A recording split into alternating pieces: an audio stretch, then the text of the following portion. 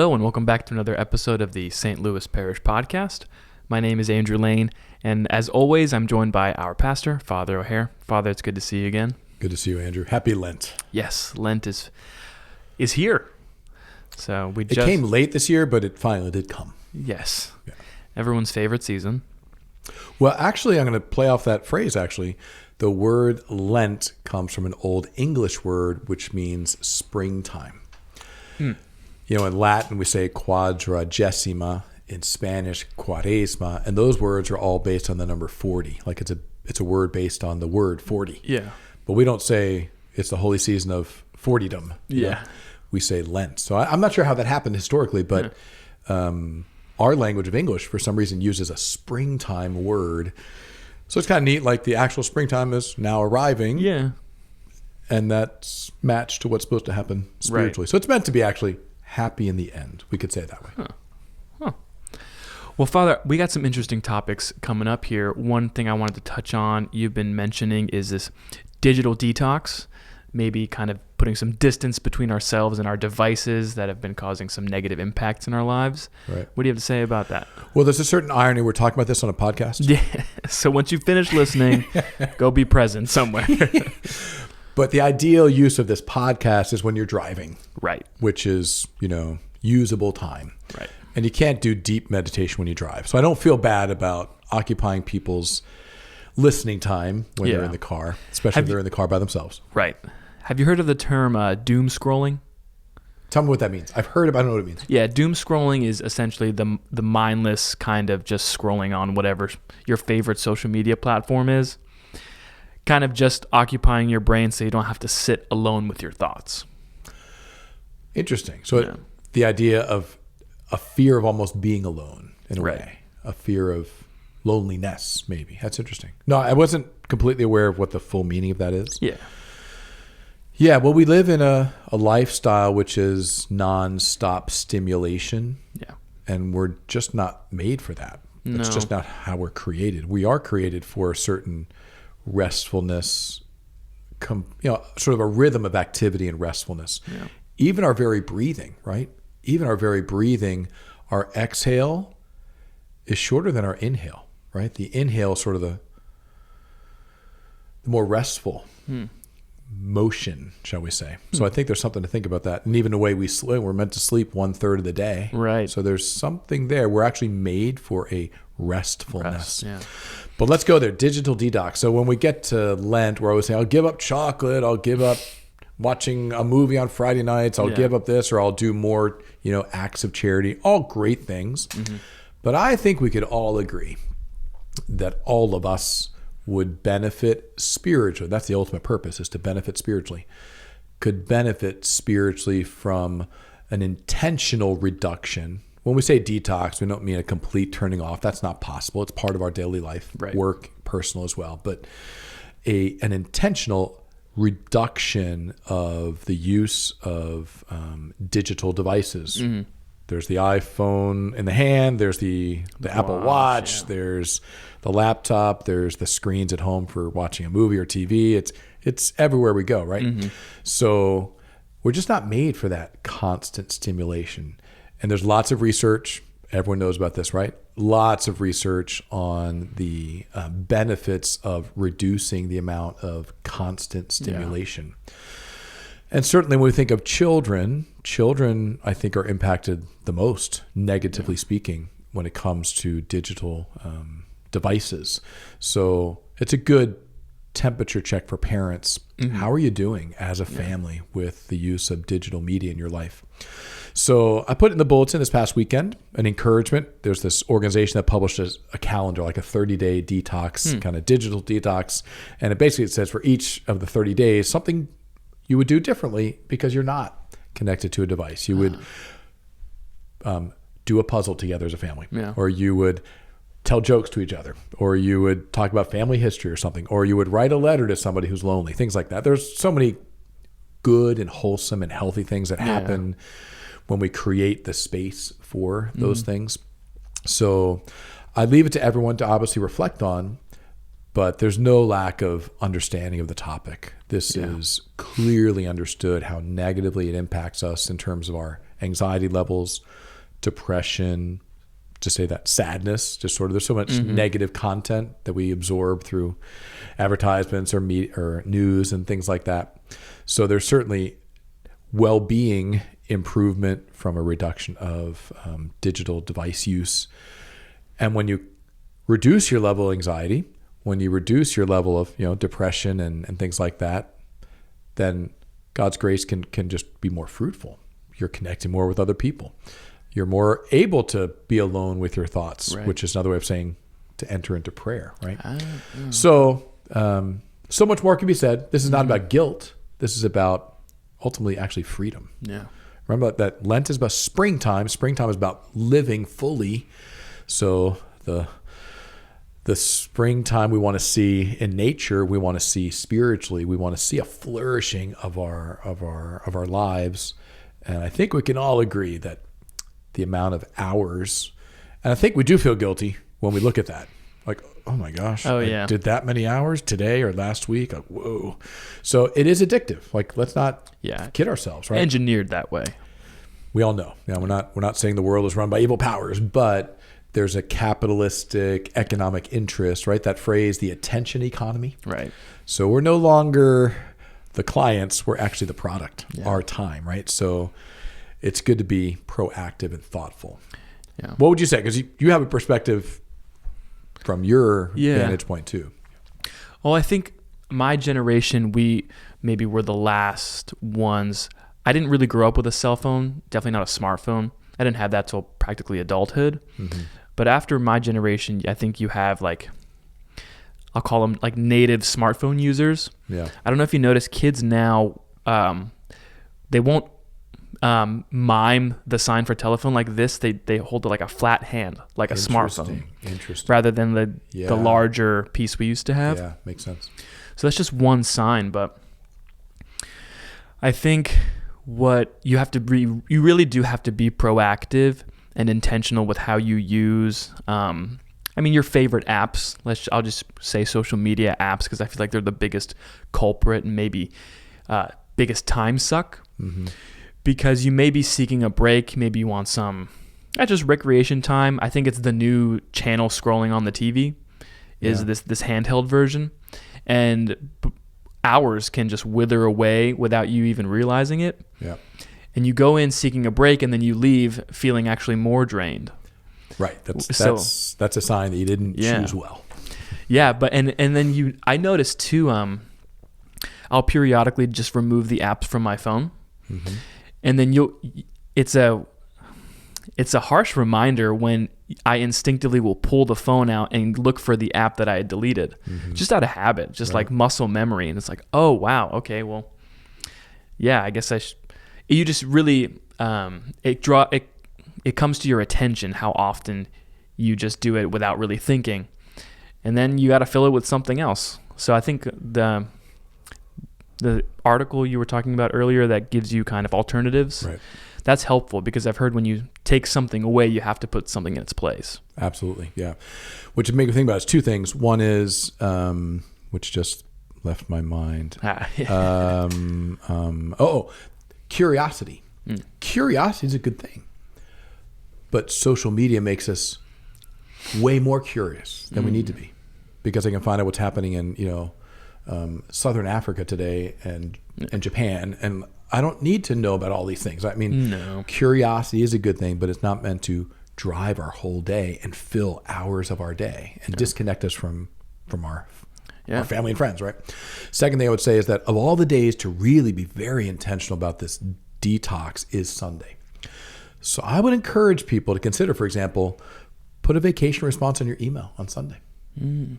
Or you can set your phone that way as well. Like, for your text messages, taking a break from my phone today. Yeah. Please text me tomorrow, whatever. So my point being that whatever makes sense for people, Sunday is especially the day to be disconnected so you can be truly connected to God and to others. Yeah. I would especially encourage people to reflect on that. So now there's something else in Lent I'm really looking forward to. I want to talk about this today, which is the preaching series. Yeah. So it's great to preach a great homily. And we're so blessed by the homilies we have here in our parish. Father Thompson, Deacon Ricky, Father Luke, myself. We try to do our best. But there's something more grace-filled when you can build week after week after week on a particular sort of theme or subject. So here's what I'm going to do, and I'm going to tell you what Deacon Ricky's going to do. I'll tell you what Deacon Ricky's going to do first. So he's going to be preaching at the 7:30 a.m. and the 12:30 p.m. every Sunday during Lent. And his preaching series is about the last things. Okay. Deacon Rick is a joyful guy, so I can't wait to see how he handles this. Yeah. Right? So what are the last things? Death, judgment, heaven, hell, purgatory. Those three sort of, after death possibilities. So he's going to spend each Sunday treating one at a time. Okay.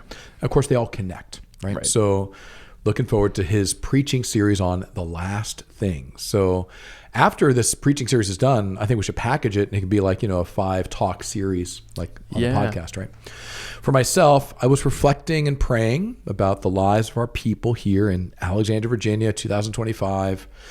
And I thought, what it really came to my mind is there are 5 things that really sort of stand between us and our true human flourishing, spiritual flourishing.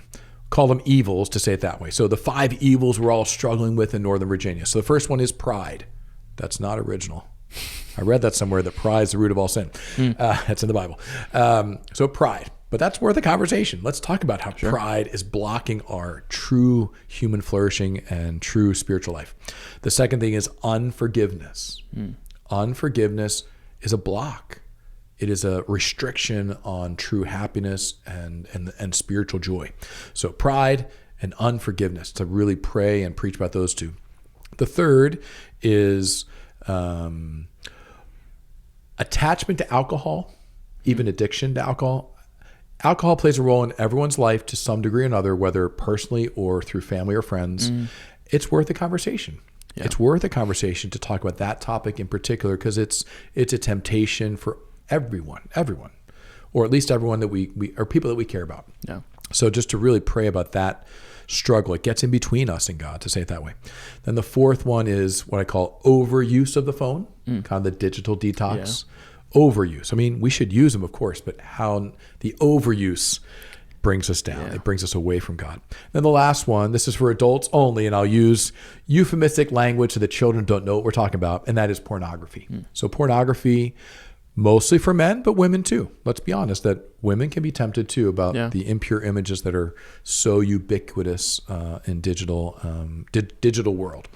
Well, that's a conversation too. That's something to pray about and to be encouraged about, and like, Father, teach me. I want to overcome that, or I want to be resistant to that temptation out there. So my 5-part homily series for Lent, I'll be preaching the 8:45 and 10:30 Mass. Those 5 Sundays of Lent will be about the 5 evils we face. And I mean we're in it together here in Northern Virginia. So Father Luke will be doing the 5 Spanish Masses for Lent. So he may be connecting those as well. And then Father Thompson will be the celebrant at the 5:30 p.m. Mass every Saturday evening, and then at the Poor Clares on Sunday morning. So we've all kind of got our shifts, our preaching shifts for all of Lent. So I'm confident it's going to be really fruitful for all of us. But something I forgot to mention, this is very exciting too. There's a spiritual book, which is the antidote, can we say, to those 5 evils I was talking about. Okay. I think you'd mentioned this briefly last time. Yeah, and I'm very excited about this book. I've read many, many spiritual books. It's my job, right? It's my calling to be very, very well-versed in all the spiritual literature. And this one, with a mere 78 pages, very readable, very digestible during Lent. We're going to have it available starting this weekend for suggested donation, $8. That covers the cost. So this book, it's called One with Jesus. It was written in 1953, and it is a gem, I think, for its wisdom about who really are you. Just to say it that way, you talk about being alone with your thoughts. Yeah. When you're alone with your thoughts, who are you? I'll tell you. It's a rhetorical question with an answer. You are another Christ. We think that's supposed to be just the priests, right? You might have heard that pious phrase, alter Christus, or in persona Christi, right? Another Christ, or in the person of Christ. It applies to the priest because of his ordination, yes. However, The teaching of the church is not that only priests are to be other Christs, right? Jesus expects and sees us as him. Yeah. It's just a different version of him. So I would like to say this, that he wants to take, I'll use you right in front of me. He wants to take your humanity, your unique humanity. You've got a beard, so this works especially well.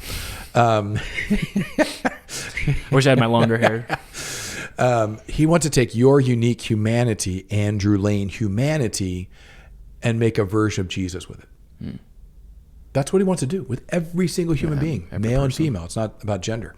So he wants to take every human person and make another Jesus, almost like the way we would paint a person, and each one might paint that person a little bit different. It's the same person. We're all painting the same person. Yeah. Paint Jesus with your life. Wow. Yeah. Not just be inspired by that. That's actually the plan. That's Right. actually Yeah. what will, and actually, here's the cool thing. That's actually the best version of you. It's not just something you're doing for Jesus. Okay, I'll give up my life and let him live in me. Like that would be a bad thing, right? St. Paul said, and he meant it. Sometimes we listen to St. Paul and think, oh, he's exaggerating. That's really beautiful poetic language. Yeah. It is no longer I who live. It is Christ who lives in me. We are all made for those words to be true, not just the priest, right? That is just really the biggest error, I think, in our thinking these days, is that like real holiness is just for the religious people, sisters and priests and all that. And we're just sort of like tagging along as the lower class lay faithful. That is so bad. That's so painful to me. It's just so wrong, right? So this book punctures that error, to say it that way. Let me read a little bit, because the author explains please do. what that really entails. Opening paragraph. In its ascent to God, the fervent soul, meaning every soul, right? Doesn't say the priest soul, right? The fervent, the faith-filled. In its ascent to God, the fervent soul generally passes through two stages, which, though often hard to distinguish, are sometimes clearly contrasted. So here are the two stages. They are intimacy with Jesus, one, and then number two, identification with him. To put it more simply, it's just how to let Jesus in through a life of prayer, etc., and then for him to really show himself through. That's it. Like, that's the whole plan. And it's not something that's going to like, wow, but that's going to make my life kind of like dreary and boring and, boring. Like, holy sounds boring, right? That's just not the truth. You want to be fully alive? Let Jesus live in you. You will be fully alive, right? So to believe that through prayer, let prayer like draw you into just this access to the fullness of life that you didn't realize was there, right? Because you are a creation of God. So the more that God is in you, the more you are fully who you are. I'll read a little bit more. Intimacy always deepens and slowly changes itself into identification with Jesus, which is to say that when your prayer life really starts to deepen, meditation, even contemplation, you just start having this glow about you. Not like people are like, wow, he's just got this peace, this confidence, this you could say holiness, whatever, right? But it's just sort of, you can't hide it. It just becomes part of who you are, right? And it's a great thing. It's not something sort of, oh wow, it's too bad he became so holy. He used to be fun. Yeah. No, it's actually the opposite. Like, he's so enjoyable to be around. He's such a joyful guy. Yeah. That goes with holiness. It's not the opposite. Let me read a little more. We have striven, the royal we, this author, we have striven to make a synthesis of this Pauline spirituality. When he says Pauline, he just means St. Paul. Meaning it's the New Testament. This is not Jesuit spirituality or Dominican or Franciscan. This is like spirituality of Jesus Christ. This Pauline spirituality. And at the same time have tried to set in relief all its grandiose beauty, its rapturous joy, and its inestimable advantages. Here's the truth. Many souls have heard little or nothing about this kind of spirituality, and few indeed are those who have been able to adapt their spiritual life to these beautiful and consoling truths. So, Andrew, I'm confident that when we read this book together, when we talk about pride, it'll be like, why do I want to be proud now? If like this is the way to be fully myself, there's no pride in Jesus. Yeah. That's not going to work for me. We think pride is going to work for us. Turns out it just doesn't. We think unforgiveness is going to work for us. Yeah, I guess how is that unforgiveness working out for you? You know? Yeah. And then attachment to alcohol or struggling with the phone or other temptations. It's just this book kind of like, when I say the 5 evils that we face, well, you want to know what the answer is to each of them, right? And taking bits and pieces of this book is what that homily series is ultimately about, right? So connecting people's real lives with the challenges we face, the darkness in all of us that we face, but giving you an answer, like there is an answer to that, and it's accessible to you. And actually, it's, as we love to say, it leads you to the best version of you, right? So I'm really excited to talk about this because we have really good people here at St. Louis, but they're struggling too with some real things. Sure. And I think those 5 pretty much capture all the big things they're struggling with. And the good news is there's an answer. And if this goes right, Andrew, Holy Week will be the final purging, turning it over to Jesus, all those 5 things. And then resurrection will really happen on a personal level with Easter and the Easter season. And stay tuned, because the Easter season will bring something else too. I don't just lead people through a spiritual reading book and the 5 homilies and then nothing. There's going to be something more coming, but we'll leave some suspense for now. Well, this is exciting. You're making me want to go to Mass twice on Sunday to hear you preach and Deacon Ricky preach. But you know what? We will have to make sure we live stream his homilies, the 12:30 perhaps, so that people have access to both for sure. Yeah, and we can work on a digital packaging. Yeah, I think it'd be a great maybe podcast series we just put out there at the end. Yeah. So, Father, along with Lent come Stations of the Cross. I know we also talked about this briefly last time, but you got some new things going on with Stations this year. Is that correct? So here's the full schedule, because Station of the Cross is so important all the time, but especially during Lent. We all have crosses. We all have suffering. We all have crosses we're carrying. No. It would really be nice to know I'm not carrying it alone. Yeah. And Stations gets you there. I'll say this. How many times have we prayed Stations in our life? Like countless. And I'm a priest. I've been doing it for a long time, right? And I'll think, here we go again. It never gets old, actually. You're like, first station. Yeah, I relate to that. And you know what? The crosses I'm carrying now are not the same ones from last week or last year. So praying the Stations, it isn't going to sound tried and true. It's going to be applicable. It's going to sound like new, actually, to say it that way. So I'm always surprised by that, even myself. Like, wow, this is speaking to me in a way I didn't expect. This is not rote. This is relatable. The booklets we're using this year, same as last year. We changed last year after using some other booklets. So this Way of the Cross, Station of the Cross, is based on the spirituality of Saint Josemaria Escrivá. He's the founder of Opus Dei. He's a modern saint, to say it that way, a Spanish priest who had a real understanding of the call to being holy in the real world for lay people. That was his particular focus. So I find that these Stations meditations are very relatable. Yeah. So I encourage people. So we got them every Friday morning, 9:15, right after the daily Mass. Mm-hmm. And we're doing a short version. I would say 15, maybe 20 minutes it'll take. Oh, wow. So 8:45 Mass, if you can add a Mass during Lent, do it on Friday especially, or any other day. So when the 8:45 Mass ends around 9:10, a few minutes later, we'll pray the Stations from 9:15 to say 9:35 or so. Yeah. Highly encourage you that. 2:30, you can come and pray with the school kids. They're very prayerful, very reverent. That's about a half hour long with some music in the middle there. And then in the evening, soup supper at 6:15 in the cafeteria. If you can't make the soup supper, it's okay. But the Stations at 7, again, we'll have musical accompaniment. And then at 7:30, right after Stations, we'll have the Novus Ordo Mass prayed in Latin. It's a daily Mass.